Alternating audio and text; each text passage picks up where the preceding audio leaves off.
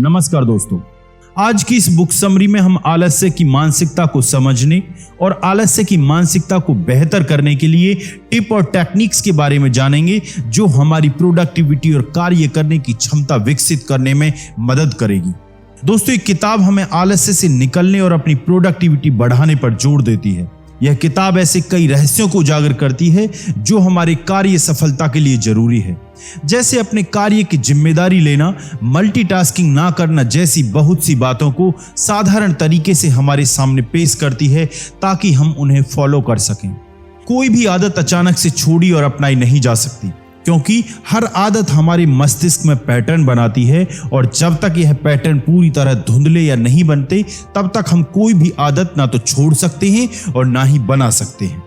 तो चलिए दोस्तों शुरू करते हैं। सबसे पहले हम आलस्य की मानसिकता को समझेंगे।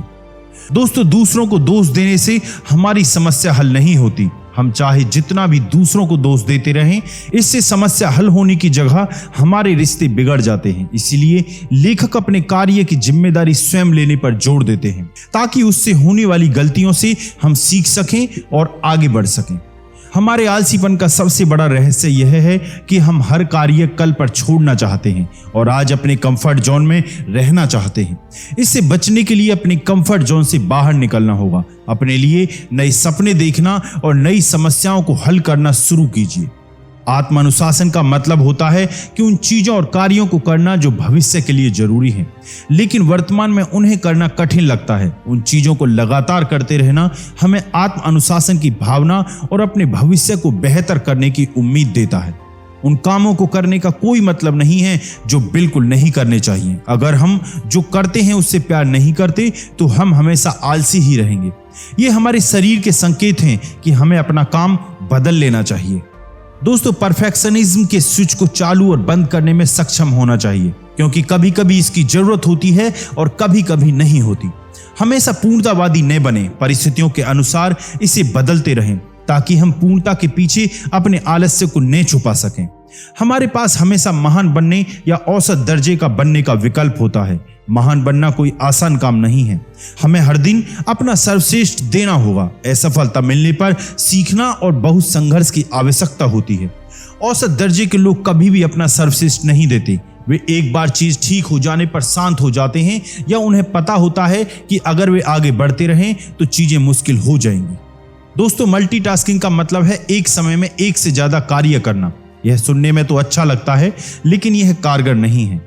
हम एक ही समय में कई महत्वपूर्ण कामों पर ध्यान केंद्रित नहीं कर सकते। अगर हमारे पास दो महत्वपूर्ण काम हैं तो मल्टीटास्किंग हमारी कार्य क्षमता को कम कर देगी। साथ ही हम लगातार बदलते रहते हैं तो हमारी थकने की संभावना भी ज्यादा होगी। दोस्तों, यहां पर 3 टिप्स हैं जो हमें अधिक उत्पादक बना देती हैं, जिसके अंदर नंबर 1 कार्य बदलने से बचना, नंबर 2 हम जो कार्य कर रहे हैं उसमें से सभी डिस्ट्रैक्शंस को हटाना और नंबर 3 अपने फोन पर सभी अनुपयोगी सूचनाओं को बंद करना। एक दैनिक दिनचर्या विकसित करना बहुत महत्वपूर्ण है, क्योंकि दैनिक दिनचर्या के बिना हम अपने काम में निरंतरता नहीं रख सकते। इसके बिना हम कुछ दिन अच्छे कार्य के लिए मोटिवेट होंगे और बाकी दिन हम में मोटिवेशन की कमी होगी और हम टाल मटोल करते रहेंगे। इसीलिए हमें अपने दिन को प्लान करना होगा। अगर हम अपने जीवन और समय पर बेहतर नियंत्रण रखना चाहते हैं तो हमें ना कहना सीखना होगा। हम अक्सर हाँ कह देते हैं, भले ही हम न चाहते हों, सिर्फ इसीलिए क्योंकि हम दूसरे व्यक्ति को दुखी नहीं करना चाहते। लेकिन यह याद रखें कि दूसरों को खुश करने के चक्कर में हम खुद को खो देंगे। अधिक उत्पादक बनने का लक्ष्य अधिक काम करना नहीं है, बल्कि इसका उल्टा है। हमारा लक्ष्य कम समय में अपना काम पूरा करना है ताकि हम अपने परिवार और दोस्तों के साथ समय बिता सकें।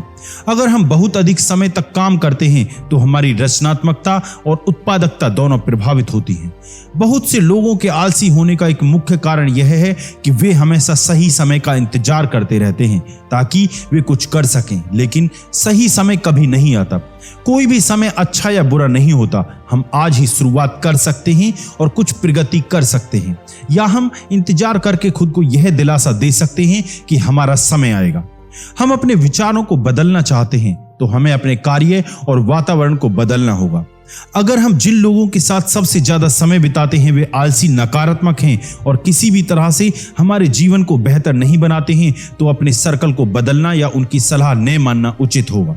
आलसी व्यक्ति को चिंता करना बहुत पसंद होता है, क्योंकि आलसी व्यक्ति के पास चिंता करने के अलावा और कुछ नहीं होता, क्योंकि वे कोई काम नहीं कर रहे होते हैं, इसलिए वे भविष्य के बारे में चिंता ही करते रहते हैं। अगर हमें खुद पर भरोसा है तो चिंता करने की कोई जरूरत नहीं है। यहाँ अधिक उत्पादक बनने और बेहतर महसूस करने के लिए एक सरल टिप यह है, हर काम खुद से करना संभव नहीं है, चाहे हम कोई भी तकनीक, हैक या टिप्स आजमा लें। हमारे पास खुद से सब कुछ करने के लिए पर्याप्त समय कभी नहीं होगा। कई चीजें हमारा बहुत समय ले लेती हैं जो उतनी महत्वपूर्ण नहीं होती। उन्हें हम दूसरों को सौंप सकते हैं ताकि हम उस समय का उपयोग उन चीजों को करने में कर सकें जो हमें करनी चाहिए। सिर्फ सीखने के लिए कुछ भी मत सीखो, ऐसी चीजें सीखो जो हमारी जिंदगी को बेहतर बना सकती हैं। इस बारे में सोचो कि हम क्या सीख रहे हैं, क्या वह उपयोगी है या नहीं। अगर नहीं तो उसे सीखने में समय बर्बाद नहीं करें तो बेहतर होगा। ऐसी हजारों चीजें हैं जो हम आज सीख सकते हैं, जो मददगार हैं और हमारी जिंदगी को बेहतर बनाएंगे। दोस्तों, अब हम बात करेंगे आलस्य से निपटने की टिप्स और तकनीक के बारे में। आलस्य से निपटने की पहली टिप है 80/20 नियम का उपयोग करना। इसे पैरेटो सिद्धांत भी कहा जाता है। इसका मतलब है कि हमारे 20% कार्य से हमारे 80% परिणाम मिलते हैं। ऐसी कई चीजें हैं जो हम हर दिन कर सकते हैं, लेकिन कुछ चीजें ऐसी हैं जो महत्वपूर्ण हैं और सबसे अधिक परिणाम लाती हैं, और कुछ अन्य चीजें हैं जो कम महत्वपूर्ण हैं, जिन्हें करना और न करना बराबर होता है। इसीलिए परिणाम के अनुसार काम का चयन करना भी जरूरी है। दूसरी टिप है पार्किंसन का नियम। पार्किंसन नियम का मतलब है कि काम पूरा करने के लिए समय के अनुसार तरीके ढूंढने के लिए तैयार रहना। यदि हम किसी कार्य को पूरा करने के लिए खुद को 2 घंटे देते हैं तो इसमें 2 घंटे लगेंगे, लेकिन यदि हमारे पास केवल 1 घंटा है तो हमें 1 घंटे में कार्य करने का तरीका खोजना भी आना चाहिए। नंबर 3 है आलस्य पर काबू पाने की 8 जापानी तकनीकें। इसके अंदर इकिगाई, इसका मतलब है जीवन में एक उद्देश्य होना, वह कारण जिसके लिए हम हर सुबह कुछ करने के लिए उत्साहित होकर उठते हैं। काइजन, इसका अर्थ है हर दिन छोटे छोटे सुधारों पर ध्यान केंद्रित करना और बड़े सुधारों की प्रतीक्षा न करना, बल्कि हर दिन 1% बेहतर बनने का प्रयास करना। सोसिन, इसका मतलब है कि चीजों को एक शुरुआती मानसिकता के साथ देखना। हाराहाची, इसका मतलब है कि जब हमारा पेट 80% बढ़ जाए तो खाना बंद कर दें। अगर हम बहुत ज्यादा खा लेंगे तो हमें आलस्य महसूस होने की संभावना ज्यादा होगी।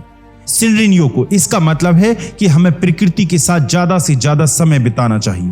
प्रकृति के साथ समय बिताना तनाव से निपटने का सबसे अच्छा तरीका है। वाबी साबी, इसका मतलब है कि पूर्णता के बजाय अपूर्णता में सुंदरता ढूंढनी चाहिए।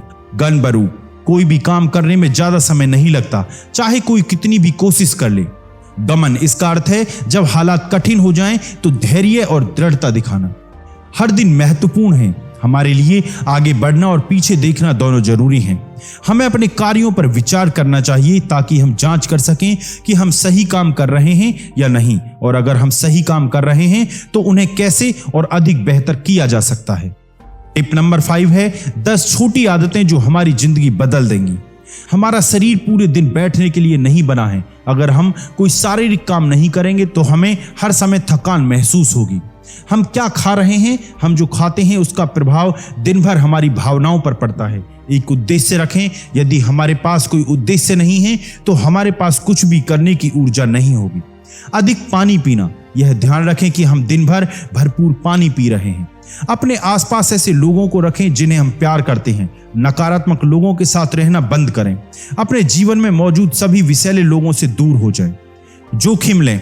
अगर हम जोखिम नहीं उठा रहे हैं तो हमारे पास काम करने की प्रेरणा नहीं होगी। अपने आप पर अधिक बोझ न डालें। खुद से अवास्तविक उम्मीदें रखना बंद करें। मल्टीटास्किंग न करें। मल्टीटास्किंग एक झूठ है, यह हमें जल्दी थका देता है। सभी डिस्ट्रैक्शंस को दूर करना सबसे अच्छी बात जो हम कर सकते हैं वह है अपने आसपास के सभी डिस्ट्रैक्शंस को कम करना। अर्जेंसी की भावना रखना। अगर हम में अर्जेंसी की भावना नहीं है तो हम अपने जीवन में कुछ भी हासिल नहीं कर सकते।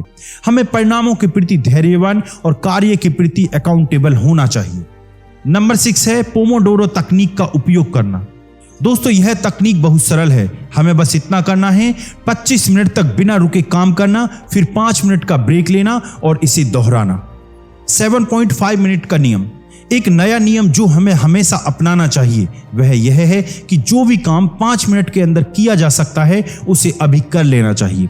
ऐसे कामों को कल पर नहीं टालना चाहिए। 2 दिवसीय नियम।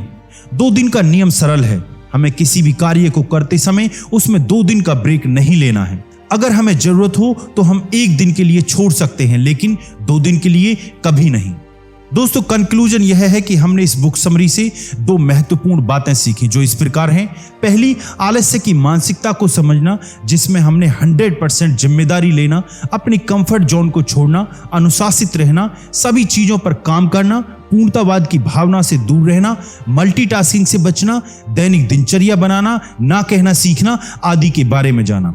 दूसरी, आलस्य को छोड़ने और उत्पादकता बढ़ाने की कुछ टिप्स और तकनीक के बारे में जाना, जिसमें हमने 80/20 का नियम सीखा, पार्किंसन का नियम सीखा। इसके अलावा आलस्य को काबू करने की 8 जापानी तकनीकें सीखी। दोस्तों, आपको ये बुक समरी कैसी लगी कमेंट्स बॉक्स में जरूर बताएं, और इसी तरह की ऑडियो बुक समरीज के लिए इस चैनल को लाइक करें, सब्सक्राइब करें एंड शेयर करें। बहुत बहुत धन्यवाद। खुश रहिए।